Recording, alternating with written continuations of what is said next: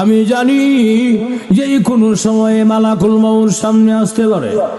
এই জন্য আমি যখন ঘর থেকে বের হই, ওযু করে ঘর থেকে বের হই।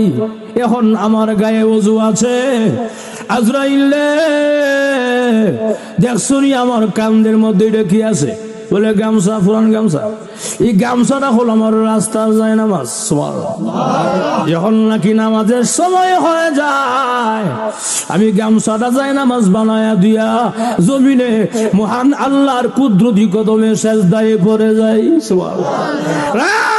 আজরাইল, অসুবিধা নাই রে, আমি জানি যে কোনো সময় মরণ হবে আমার। তবে আমার মনে হয় আমার পরিবারের সঙ্গে আজকে আর সাক্ষাৎ হবে না, আমার বাচ্চাটার জন্য আর মজা নেওয়া হবে না। অসুবিধা নাই রে, দুনিয়া দেখেছি জীবনের কাউকে যদি ফাঁসি দেওয়া হয় সরকারি আদালতে, জীবনের শেষ মুহূর্তে একটা ইচ্ছা পূরণ করা হয়, তাকে ইচ্ছা পূরণ করা হয়। আজরাইল, এটা আমার জীবনের শেষ সময়, আমি জানি না আমার এরকম শেষ ইচ্ছাটা পূরণ হবে কিনা।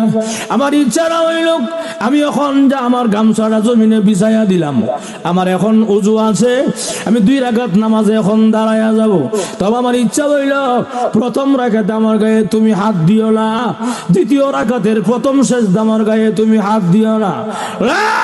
আজরাইল, দ্বিতীয় রাকাতের দ্বিতীয় সেজদা যখন যাব, মেহেরবানি করে তুমি আমাকে মহান আল্লাহর কাছে পৌঁছায়া দিও।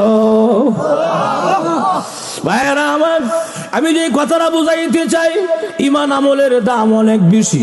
ঈমান আমল যদি ভালো হয়, লোকটা যদিও কালো, আল্লাহর কাছে অনেক ভালো। আর ঠিক কিনা? ঈমান আমল যদি ভালো হয়, লোকটা যদিও কালো, আল্লাহর কাছে সে অনেক ভালো হয়ে যায়। এই জন্য ঈমান আমলের দাম অনেক বেশি। সামনে রমজান মাস চলে আসতেছে, আমাকে আপনাকে এখন থেকেই পুরোপুরি প্রস্তুতি নিতে হবে ঈমান আমল রেডি করার জন্য, বন্দেগী করার জন্য। ওই ব্যক্তি বুদ্ধিমান তো ওই ব্যক্তি যে আখিরাতের কথা চিন্তা করে নেক আমল জমায়।